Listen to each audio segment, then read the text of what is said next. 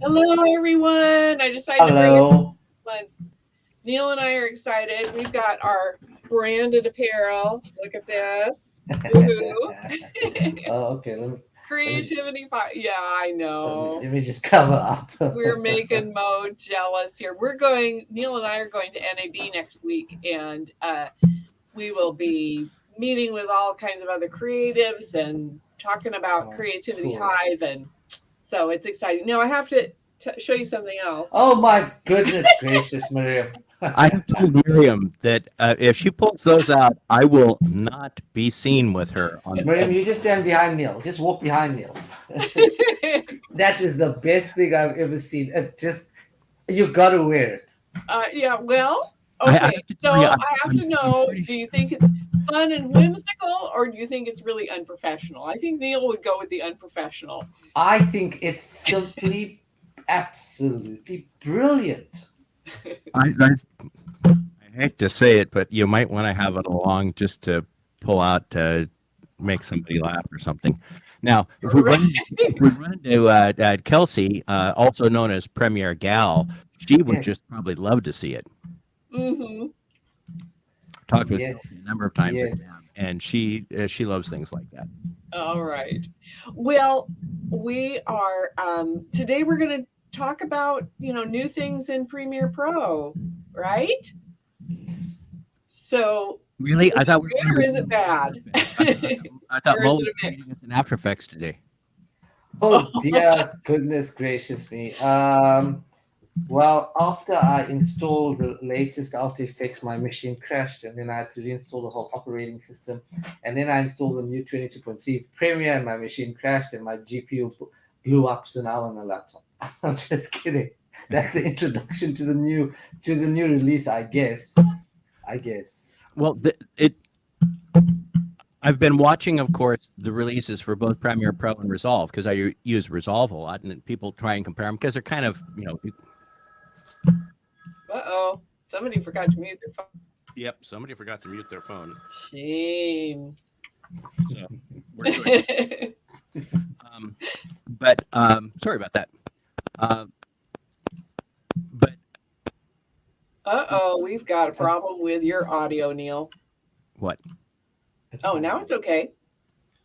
Yeah, when uh, back before, like I say, up through Resolve 16, Resolve tended to be, pretty stable across most user bases. Yes. Uh, but especially with 17, they really upgraded their effort to try and compete with Adobe as an end all be all Swiss Army knife for all aspects of video post production. And I think there is just an inherent problem when you try and do everything across all uh, operating systems, across all workflows, media types, and applications. That you're going to have more problems with stability and performance issues. And um, uh, Premiere Pro, when they've got this newest one out, you've got all kinds of things like, of course, Mo is a Mac person. We're totally PC here. I've never owned an Apple device, but uh, looking at all the stuff on the various forums, there's some people that have new M1 Macs that are, say, working with Red and Okay, we got some audio problems again. It's crackly and Yeah, apparently comes and goes. it's cracking. It's baking up. um, Yep.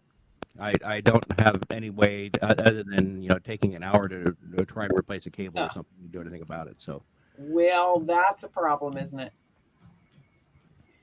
uh, but It's yeah, so they have uh, there's some of the people working with M1 Max that are working with Red and heavy Sony material, maybe Sony Venice, and the stuff screams on their systems. It's really great.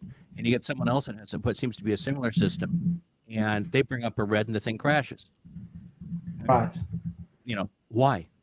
I don't understand that kind of thing. But so it can be very dependent upon things that I'm not. There's no way most of its users are going to puzzle out. But so Resolve has had the same thing in their last couple of releases, where some people have gone, "Wow, this is a really awesome release," and other people have gone, "I can't even open the damn thing." on a system that has never had a problem with Resolve. I'm having to go back a version. I will say it's easier to go back a version in Premiere than in Resolve, but so that, they're fancy tools, fancy hammers. So always keep an older version available. Is that one of your mantras? In Premiere, in the Adobe apps, you can always keep, once you've installed it, you can keep it going as long as you have that version of the operating system going.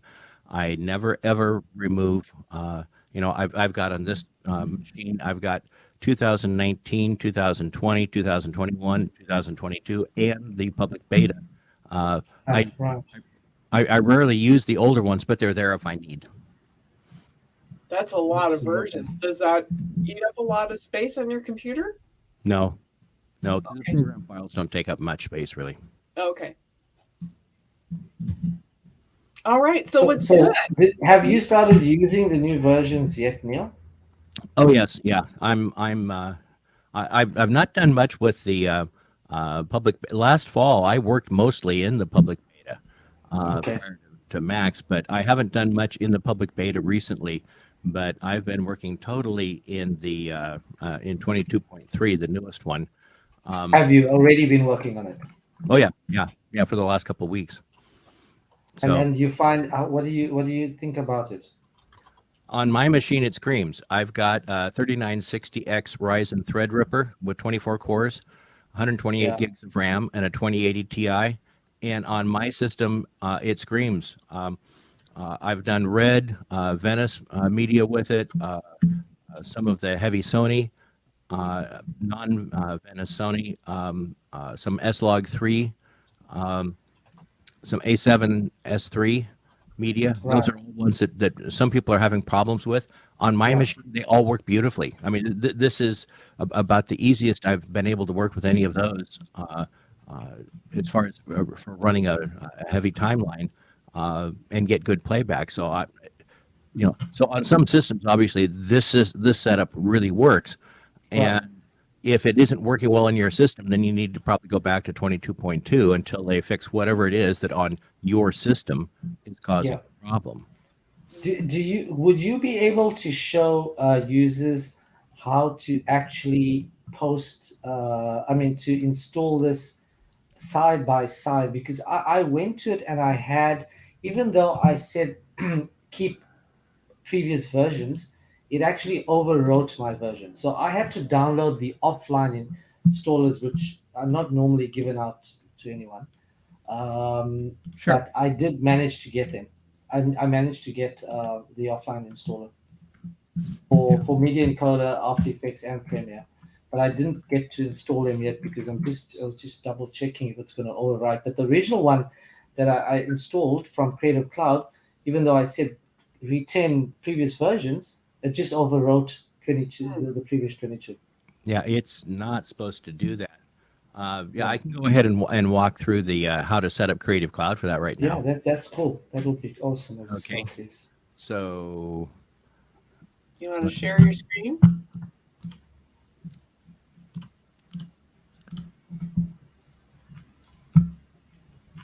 and let me cut to. Okay.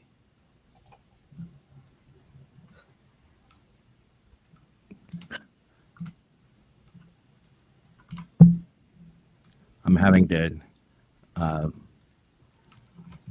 go through an allow thing with StreamYard. Wanted to make me before I could do anything. Do some extra settings that I've not seen before. Okay, so How's this? Is this what we should be showing? I have your face there. It went to the. Would you? Okay, you want to have the other one? Yeah. Okay, let's see. Okay, well, let's take that off. There. And do spotlight. There we go. That's probably going to be better. Okay. So in the Creative Cloud desktop here, Right. First thing, file preferences. And here, one thing I do recommend is that you do have launch Creative Cloud at login and always keep Creative Cloud set. Those should be set, and that's in the General tab here along the left. Okay.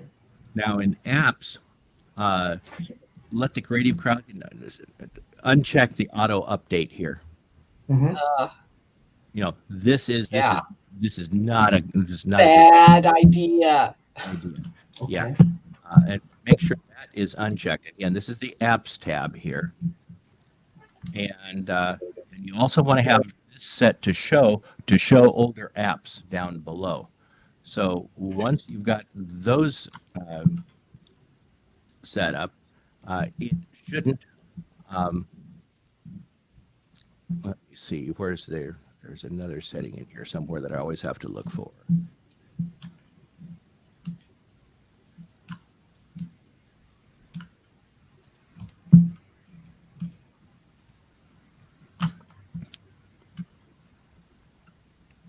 And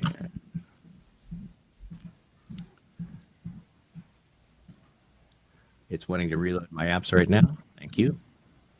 Okay. In the All Apps window here is where Right. you can come down, and this is the window where you get the three little dots. If you notice, like you go over here, and I'll hit the video, and you can install something or open, but over to the right you don't have the three little dots. You have to go to the All Apps tab up here to get the dots, and from those dots you can manage plugins, learn more, other versions, or uninstall. And here are the other versions. You notice, like, this is Photoshop, but I've got a range of versions that I can look at there. Come down here to Premiere Pro, and other versions, and so I've got several of the 22 versions. I could go back to the 21.2, 22.0, or I could even go back to which 20 was the 2021 version, call it the 15 series builds, and do any of those. That I could go to any one of those builds. But so that's how you get back to those. But I'm trying to figure out where that other. There is one more setting in there, and I always have to hunt for it.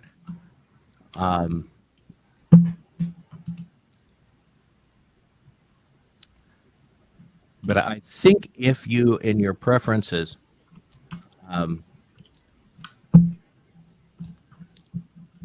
the auto update Right. turned off and show older apps on, that should do good. But they have a place where it's no, well, actually, I think that's when you go to install a program. They give you the option of whether you want to install it over the top of, or I think you're right. and Whether to do it side by side or over the top. yeah, That's not- and, yeah. and so whenever you install, make sure it doesn't auto update, because if it auto updates, it will overwrite. Make sure you have the auto update off, and then also when you go in and you do install a version, make sure that you uncheck the thing that says to remove the previous version. That's when you actually are installing it. Does that help? Okay. Well, Yeah. and now, one of the things that with the new version that has been an issue for a lot of people is they've updated the user interface some. And parts of it I find annoying, parts of it work pretty well, and parts of it I really don't care about. Some people have threatened to leave for Resolve because of it, which it's that's one of those things that I find interesting, because a couple of their objections, I look at it and go, so they changed to a pattern that almost totally mimics the Resolve equivalent page. Okay. And you're mad at them for doing that, so you're going to go to jump to Resolve because Adobe's using a Resolve-like page for a process. And I look at that and go, that doesn't make a whole lot of sense. Makes sense. Yeah. True. But and especially being as you can both modify the way you use the thing, and you can choose not to use them if you want. Like here, I've brought Premiere Pro, as you can see up here, and um, this is what you would see, just opening up the application before you do anything. And Right. what happens if you do the new project? This is where you hit the first thing where you see a new issue. So I'll click on New Project. There we go. And you get this screen. Oh, yeah. Yeah. And a lot of people do not like this screen at all. Yeah. Well, that's okay. You don't have to use it. I'll tell you why. First, you have a project name here in the upper left, this untitled area there, and a project location. Set your project name and your location. You've always had to do that. These two little items haven't changed at all. They're just in a slightly different place. So put your project title, do your set your project location where you want the file stored on disk. Again, you've always had to do that. Forget the rest of this. Go down here to the lower right corner and click Create. My screen doesn't go far enough over there. I'll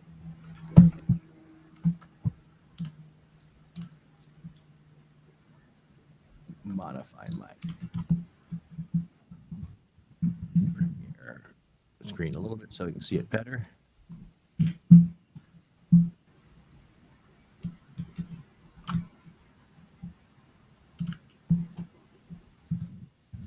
There we go. There it is. The Create button down here in the lower right corner. Okay. So in other words, set your project name, your project location, then here, and then just cut down here and create your project. You don't have to use this.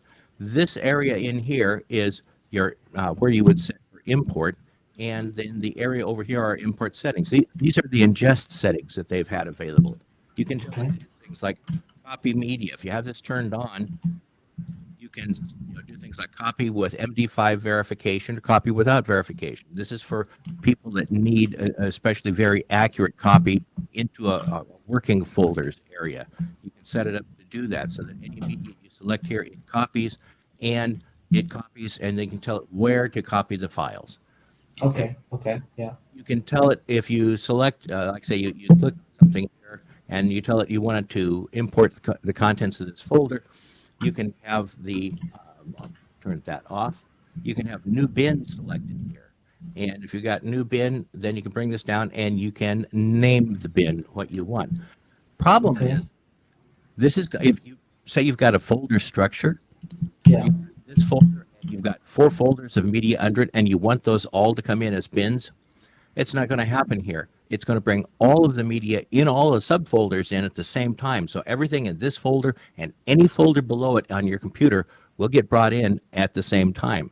This is kind of a surprise to people. It has been because they've got subfolder systems. They're going, I want this folder, but I don't want all the subfolders brought in the media imported. And they click on this, and it's importing 500 clips of video, and they're going, what the Hades is going on? Well, it's because Neil, just a quick question. When when normal users, when users open up the program for the first time, they're greeted with a whole lot of stock assets, right? Am I correct? That I don't see here. yes. Okay. That's Now, okay. So that's what is this? What is this for actually? This is stuff so that people can practice and play with the program even if they don't have media. And that also requires that your hard drive space is significantly large enough, because I'm sure these assets are not small. Yes. They're actually pretty small. They're H.264 files, MP4 files, and they're pretty highly compressed. And so they don't take up that much room, but you can go to them on disk and, of course, delete them if you want. Can you just get rid of them? Yeah, yes, we will. I'll get to that in a moment. Okay, cool. But back over dealing with this thing for importing, so you can name it, but again, if say we're here and I've got this folder selected, this would bring in a whole bunch of other stuff. It would put everything in that subfolder into one big bin, and you may very well not want that. And so for an awful lot of people, new bin unless you're only going to have one bin in your project, you probably want to make sure that this is unchecked. So uncheck the copy media if you're not moving things, uncheck the new bin. And a lot of people are also complaining because if this is selected, which it is when you first loaded the project up, you'll see this is blue like this over here, this create new sequence. Everything you import is going to get dumped into one massive new sequence. And wow. that's Oh, pretty dumb.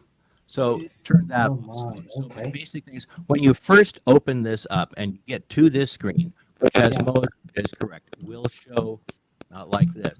They will have the create new sequence be selected. For most people, these two will not be selected. Hmm. If you need them, use them. If not, leave them off. And I will also turn off create new sequence. Okay. Now, getting over here to this media that they bring in, people say, I don't want to ever see this again. No problem. You see this star right here? Mhm. Click it. It's no longer up there starred. And now when you bring this up, this will not pop up.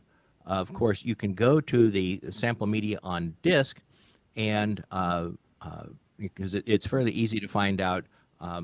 You can right click on any of the files, find out where they are. You can go there, you can delete it on disk, but it's not that big of a file. I've been there and checked it, and it's only a couple of megabytes. It's not very big. Okay.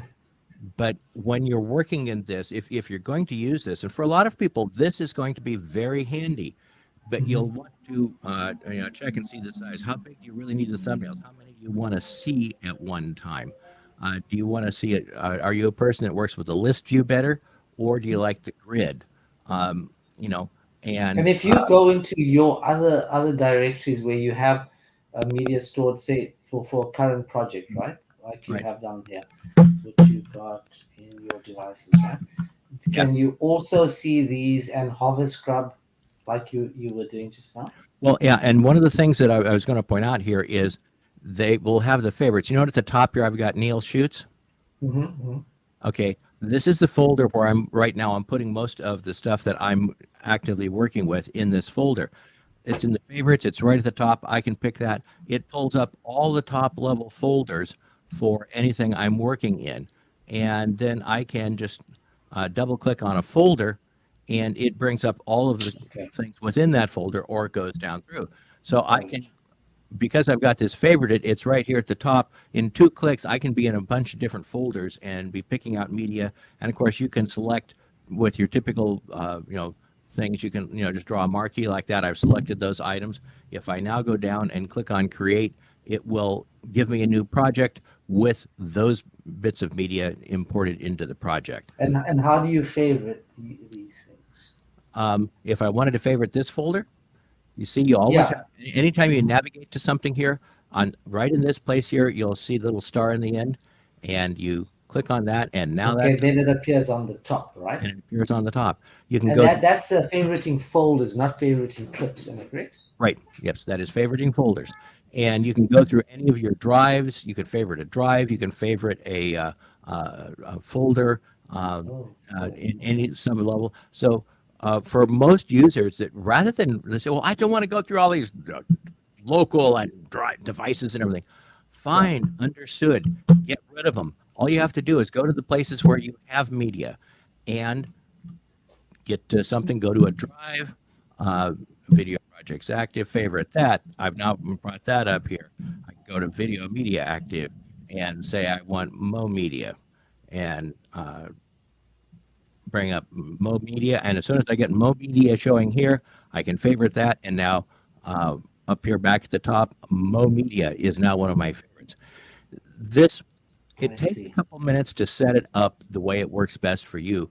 But if you spend the time to figure out where you're going to be going to grab media and you favorite those, they're at the top. They shove everything else down. So if you really go through and grab all of the places where you're going to have media or other assets, you pretty much end up with none of these showing. And Okay. Got it. and so at that point, this page actually can be useful. But again, for an awful lot of users, if you're an experienced user, you have things where you're used to using the project panel for your import, or you're used to using the media browser, and you don't want to Okay. use this. And that's easy because, like I said, you just have the untitled, or you just make your project name, tell it where you want to go, and you then click create. So I'm going to go back here to have nothing selected, and now I'm going to create this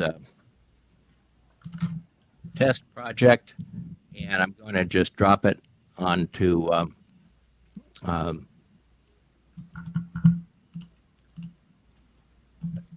desktop and drop it in my Adobe projects. So select folder.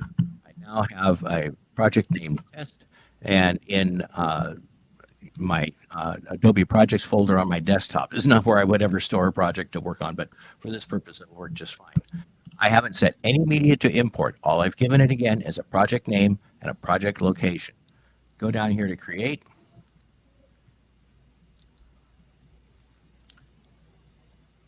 I didn't think I had any files listed.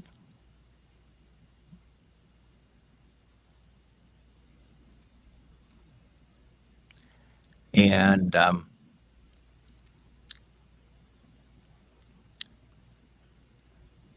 where now figuring out where it's I'm using one of my let me go down to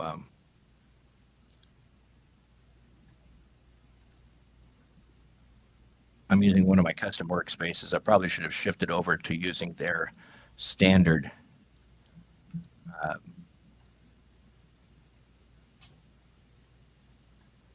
oh well, we'll skip that.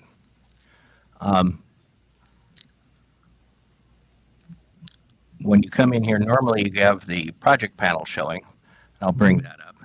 And that did actually import some media down here in my project panel. I didn't think I had any still clicked, but apparently I did. So okay, we just Control A and delete to remove all of those. So if you didn't have anything accidentally selected like I did there, and you create a project the way I said, you just give it a project name, location, you go over there, you come up with this empty project panel.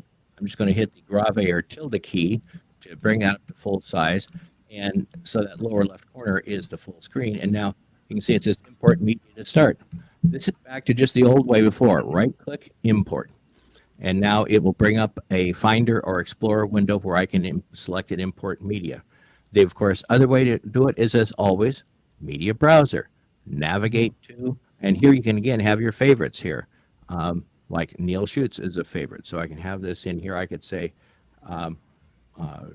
import those, right click and import. And I'm working exactly the same way I've always worked, using either importing to the project panel or importing from Media Browser. So again, you can use that page, that import page, but you don't have to. It for an awful lot of users, it's actually going to be useful if you take a couple minutes to figure it out and set it up. It's going to work really well. Okay. For a lot of experienced users who go, nah, I don't want to mess with this.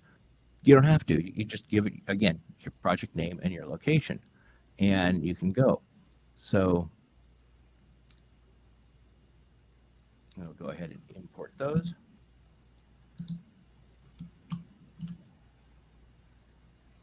And take that project down, and let's drag that onto a timeline. So I've got something here. Okay, so let's go ahead and take a look at that export page, because that is, again, something that has really wigged a lot of people out. So right up here in the upper left corner, click on Export.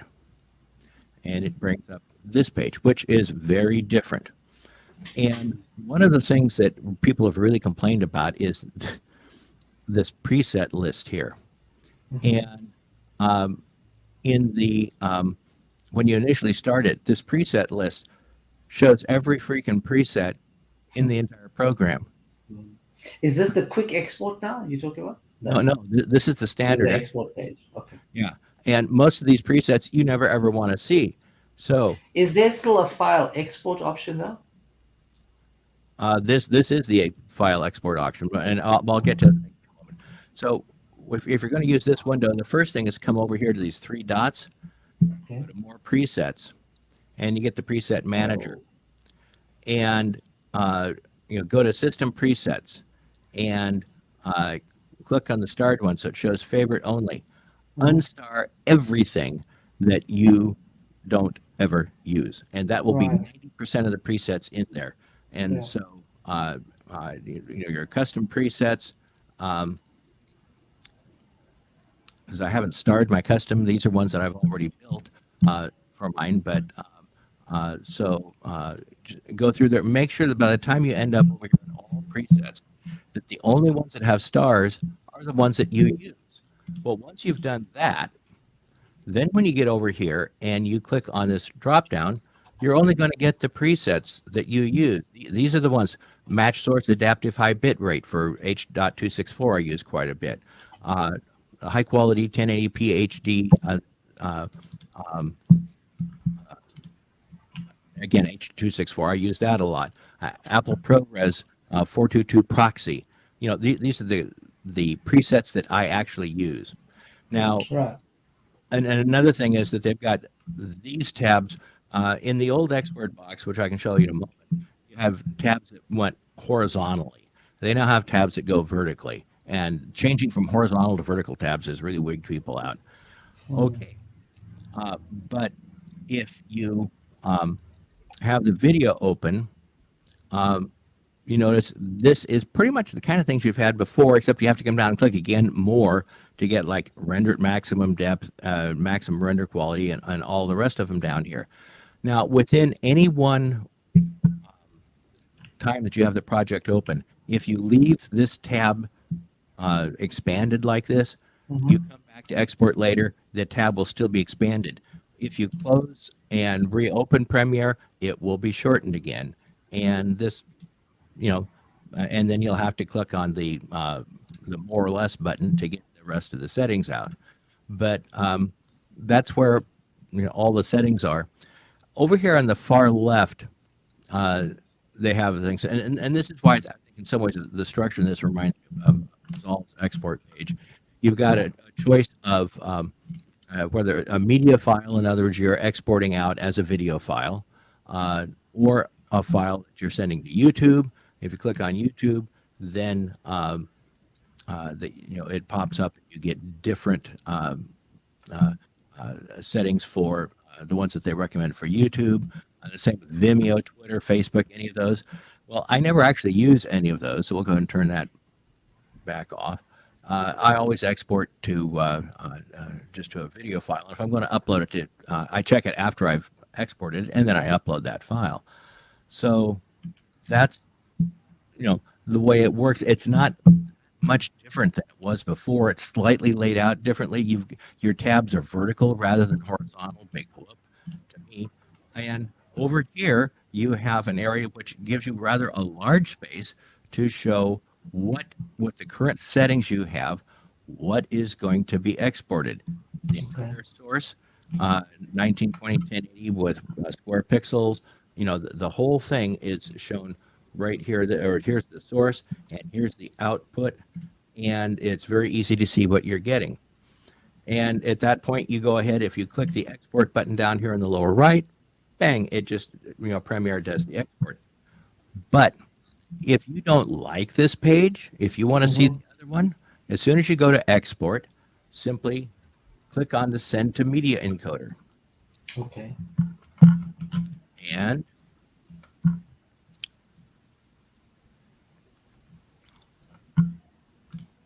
that brings up media encoder.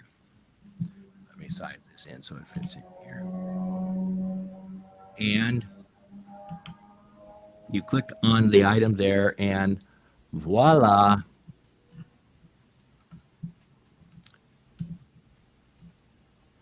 Let me get this over here on this part of the screen. We have the standard, very familiar export process. One of the things about the new export process that is a real pain, though, is you see this output name? If I click here, Oh my. Okay. The way they've changed this, you Oh, you don't see the other folder names there in that folder. Um, let's see. and that's not I where I normally see. export. Let's go. Okay.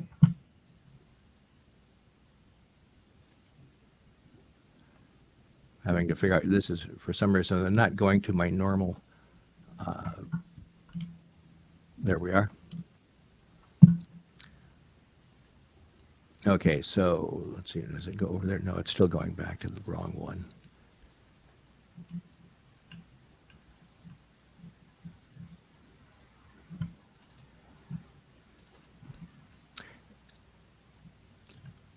You can, from the dialog box here, from this old style dialog box, when you get to a Finder, you can see the other files that are in there, and so you can have them either in a uh, list view like this, or the an icon view. And a lot of people like having it in a list view because they'll be wanting to copy the name or say, okay, so I want this. Okay, the last one I did was the 2013 September -1. So I want to make this one say, uh, uh, so I click this and then just update that number there. Um, and now I could have one that would fit in that series. And that's a very handy way to work to be able to make sure your naming follows your system and you're going in the whole series. And again, that you can do via this export dialog, which you only get over in Media Encoder now. Um, Okay. if we're back in Premiere Pro's export, um, when I click on the name here, um, let's get over to the same disk. Video media active. And now notice it doesn't show any file names. It was showing the file names before. On the new one, they don't show you the file names. So if you're saying, okay, I need to have this, I need to be able to see what my other one is, so I can update this and just set it up like it was before. Well, you can't do that from here, and that's a complaint that a lot of people have had. And it's one of the ones, Miriam and I are going to be at NAB starting this weekend, and that's one of the things that I will be going after the engineers about, and I'm sure a lot of other people that are at NAB will be there. They're expecting around 60,000 people now, which is a little under the 15,000 they had the last live one, but it's still going to be a pretty good size show. In fact, they're adding. By the day, I'm seeing more companies that are going to have a booth there. Okay. And it, the show opens on Sunday, and I've seen a couple companies that announced today that they've decided to go to NAB, and they're going to get there and set up and have a booth ready to go on Sunday. So that's really kind of nice. But this is something I'm going to complain about because this is really dumb. Why can't we see the other what in all these file names? Because this is the same folder that I brought up in the other one, and we saw this big long list of video files in here that we're not seeing, and it wants to select a folder, and it just assuming that you're going to want to be using that name, and so that's a bit of a pain and needs to be changed. But again, you can cut over to the just do the send media encoder and get Yeah. past that. Now, there aren't that many other changes in this version that have been released other than uh, in the edit page. You notice up here, I've got this list of workspaces. Well, they decided that they wanted to save space up here, and the way this initially comes up would be looking like this. With all this empty space, you have your sequence name here and our project name and the form you're in right there, and one workspace showing. And oh, you can very easily click on the workspace I used to have all my workspaces across the top. I could click it easily enough. But Yeah, Yes. yeah, and this Okay. bar here, though, if you hover on that bar, you get the double pointed arrow, and you can pull that over, and that's as far as they'll allow you to go. And you can have then a number of workspaces showing in there. Um, Another thing to do with your workspaces is if you set the names, you notice I've got 01 ASS for assembly, 02 edit, 03 for, and that's 2T, that's twin timelines.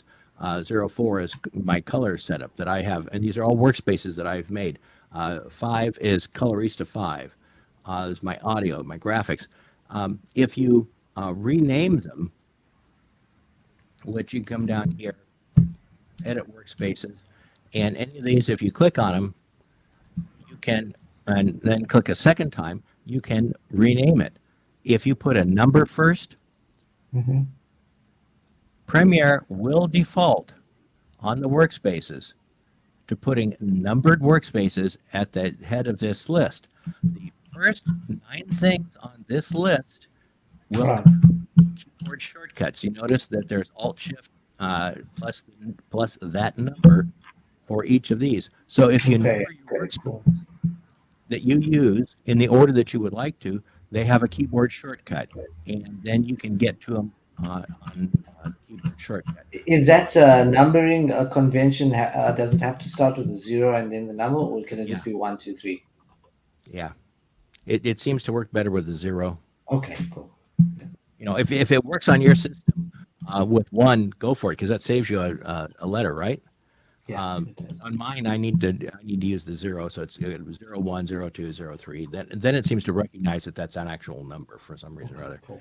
And so I can just go Alt Shift 4, for instance, and I'm in my color workspace, Okay. which gets me to the next thing I wanted to talk about, and really the last thing, and that is they now have this auto button over here that has this little magic wand or something like that on it or whatever. Yeah. And if you click on that, their Adobe Sensei artificial intelligence engine comes up with a bunch of settings that they think will improve it. Now, the previous ones they had went too. One of my biggest complaints was it went too far, and Francis Crossman got me in touch with one of the engineers, and we talked about that. And he finally said, "Well, if I gave you an intensity slider, would that be good?" And I said, "Yes, I want an intensity slider for it." Right. Voila! Right. We have an intensity slider here, so you can, Oh, did you get your wish? yeah. So you Cool. can, Neil Haugen intensity slider. yeah. Yeah. Yeah. If Yeah. you click the auto button here, you can slide this down, of course, over to all the way to the left. There's no change. All the way over to the right, it's really exaggerated. And Right. but you can move it. They start out right at 50, which is right in the middle, and you can see all the changes they've got. Right. For an awful lot of people starting out with trying to do color, this would actually be kind of handy, especially with the ability to slide the auto up and down, because it gives you an idea of the kinds of things that are used to Can be accomplish done. different things.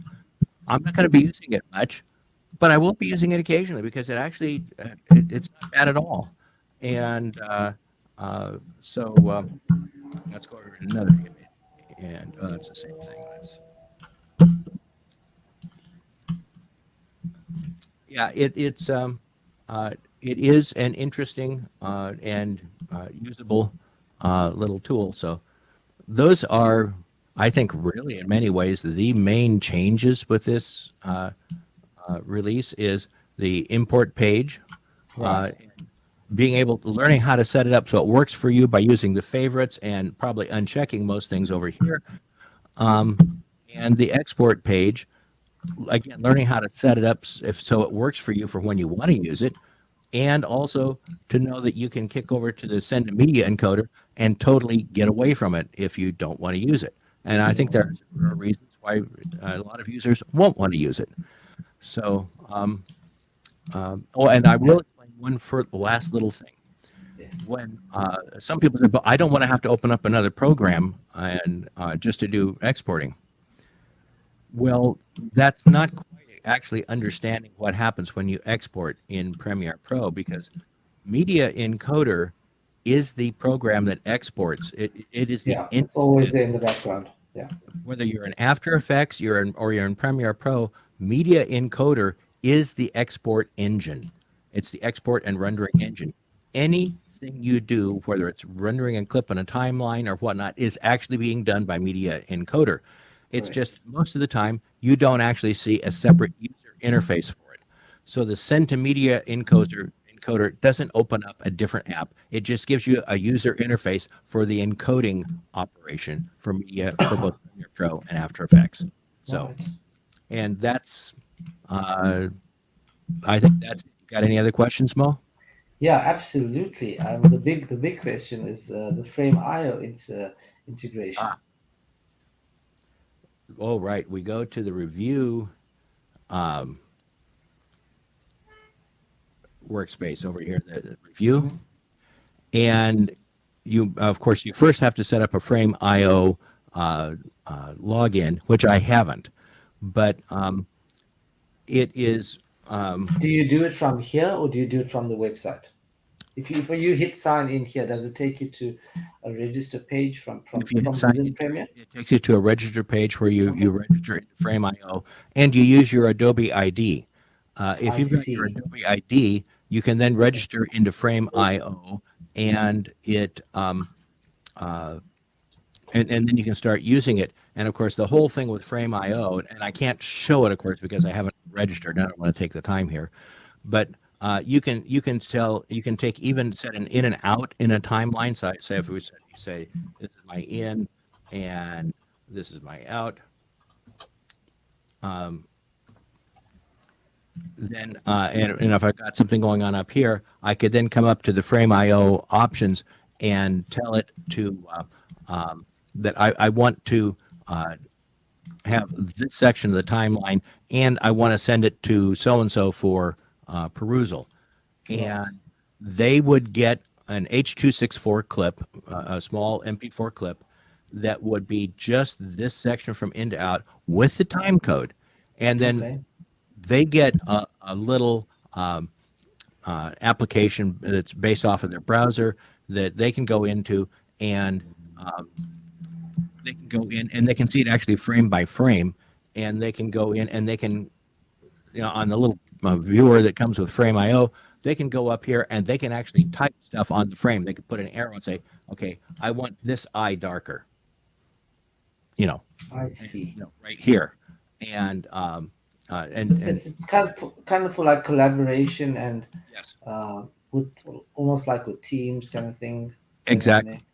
And as soon as they hit the enter or share the stuff they've done, it will populate in this panel over here, the Frame.io panel in your Frame.io. So you see, oh, okay, so I sent this off to Debbie. She says she wants that eye darker at this point. You can just click on that. It'll take you right to that point in the timeline. You go, okay, I need to darken that eye. And you just go. So it's really quite handy to have. And of course, I know for all of the people that were complaining about Adobe buying Frame.io, Yeah. Resolve just came out 2 days ago with their big announcement of Resolve Cloud, Blackmagic Yes. Cloud, Yes.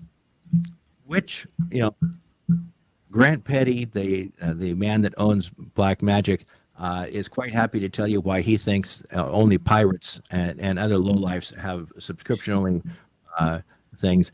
He has a much more honest company. He sells you $10,000 or $20,000 pieces of gear to do it. So, um, but he sells you the gear up front, Right.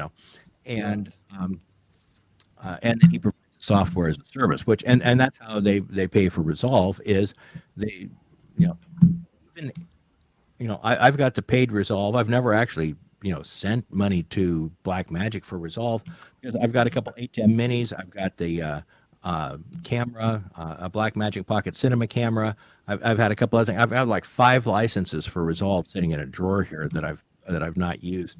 Um, Right.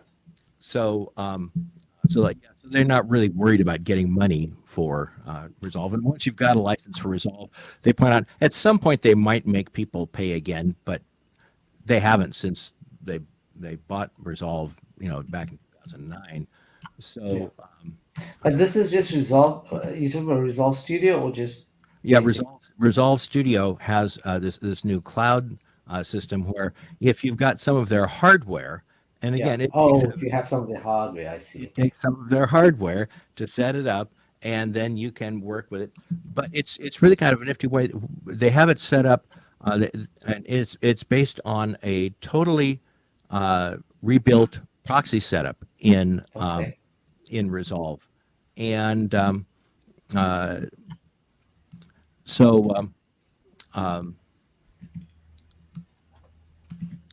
yeah, it's so they make H.264 proxies, but they're really small, lightweight proxies, and they've got Resolve set up so it can make them in the background and do it really fast.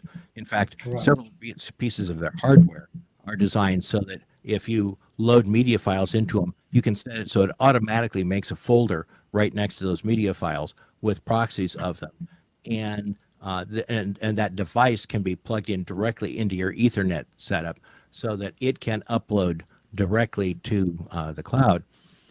They do recommend that people using their system, if you're trying to collaborate, Yeah. it points out that while and it's all based off using Dropbox.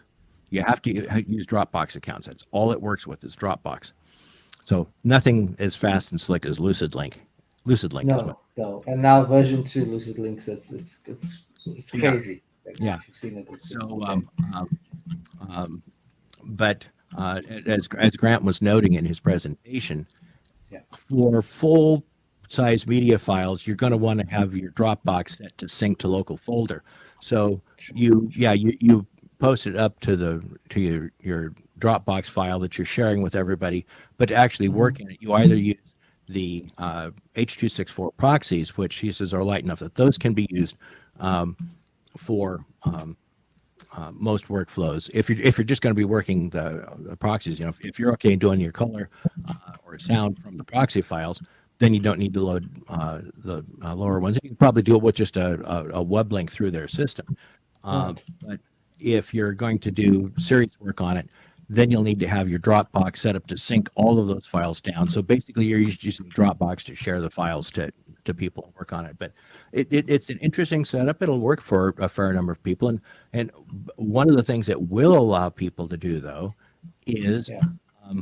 you can go ahead and bring somebody up on a browser, and they can watch you work in Resolve now in some ways. So it's kind of handy for remote review for some things. But again, it's partially dependent upon having some of their hardware.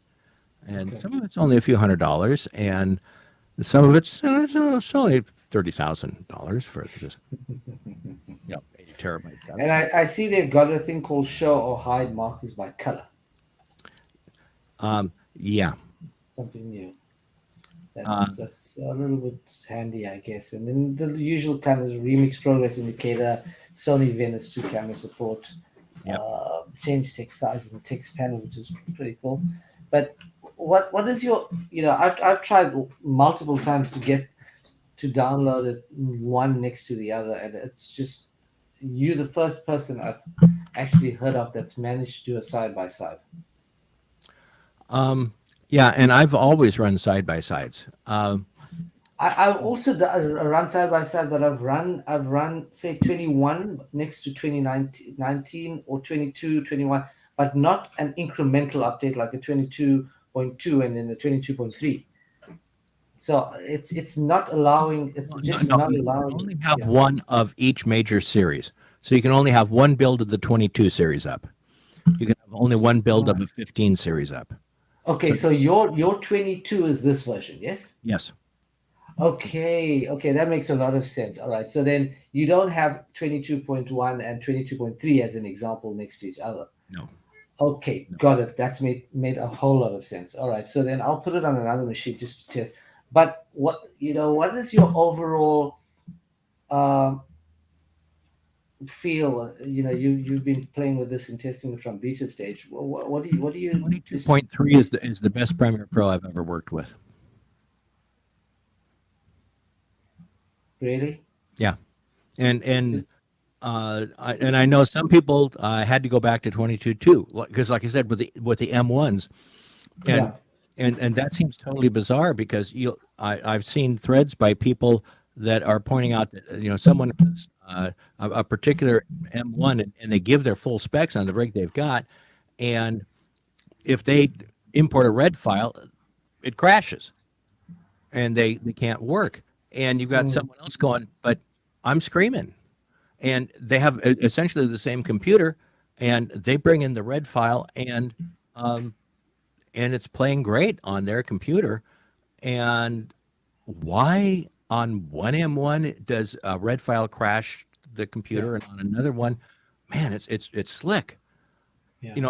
That's the kind of thing of course, as a user, I don't have an answer for. But at any rate, for me, whether it's B-RAW, Red, Sony, RE, I don't care.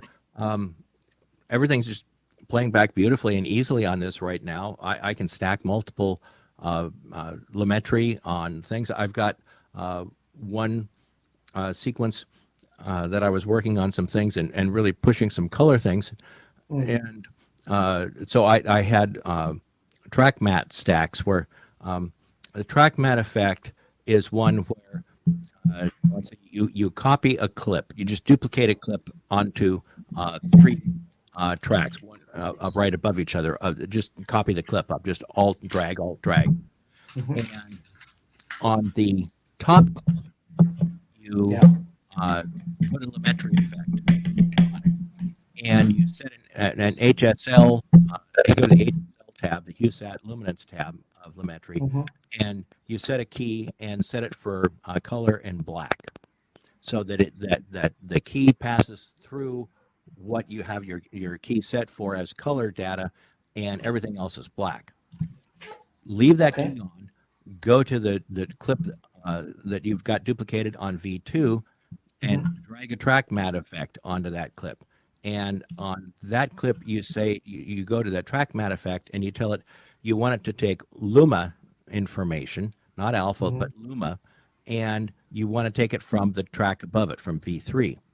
Then you put and when you do that, all of a sudden, um, the track on V3 appears back on your screen.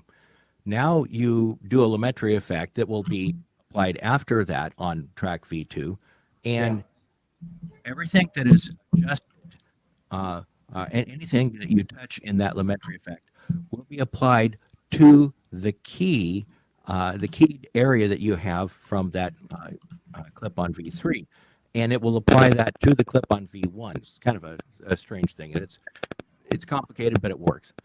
And what this does is it enables you to work with the original materials rather than having to worry about, like, say, um, if I raise the brightness, if I've got a key on something where I've keyed the skin tones here, and then I decide I want to raise the brightnesses a little bit.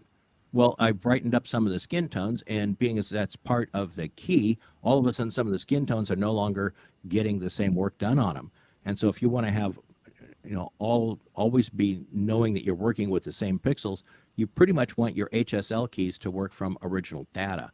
And in Premiere, the only way you can do that is to do it like the track matte stacks, like what I've talked about. And there are times when I've had, um, I have the original media on V1, and I've got 5 pairs. That's 10 more tracks of that clip duplicated up above it, and Right. I'm doing color correction on all of those.